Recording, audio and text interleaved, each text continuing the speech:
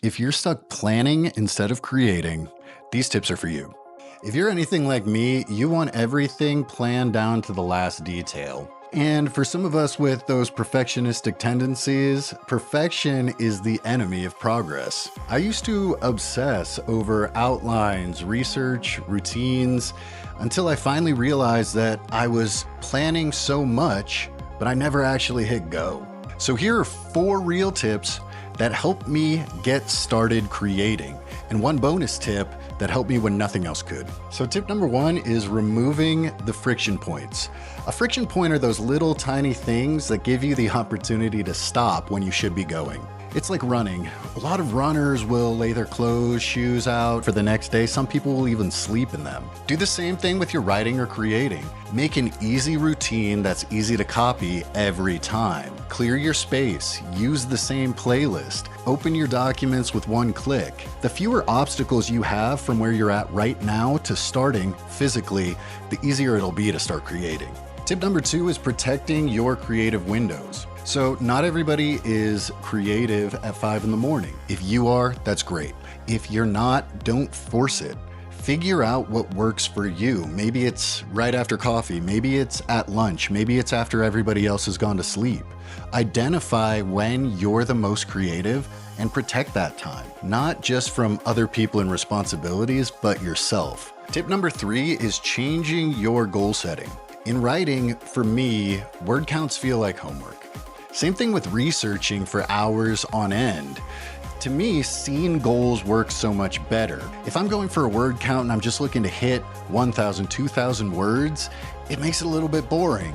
But if I know in my brain that today's goal is to finish a scene, then I can kind of connect that to a piece of the narrative.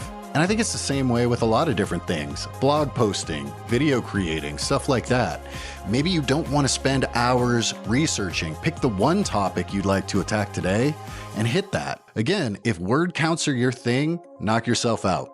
But if you need a little bit of a different decision-making matrix, go ahead and experiment. Tip number 4 is to establish deadlines without drama. These are those things you do for yourself, especially for us project and mission-oriented people, that help us to get out of our own way and submit the thing or finish what we're doing. A long time ago, I was in a military school that involved a lot of writing and involved a lot of sleep deprivation.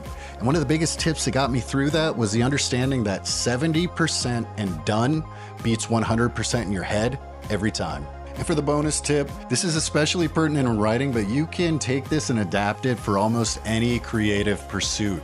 This tip is called Write Ugly. So when you're starting your session, sometimes it's hard to just get that momentum, or sometimes it's hard to let yourself write without being a little bit embarrassed or judgmental. So here's the thing with writing. Take 1 paragraph, 1 page, however long you'd like, and just write bad on purpose. That could be that purple prose, those run-on sentences, just overriding, just get it out there. Then when you have your own writing, you might just surprise yourself about how good it is. Similarly with painting, poems, video creation. If you just can't seem to get started, take a couple of minutes and just do bad on purpose. I promise you that when you start in earnest, it's gonna feel good. So start small, make it ugly, but get it done. I am writing a novel.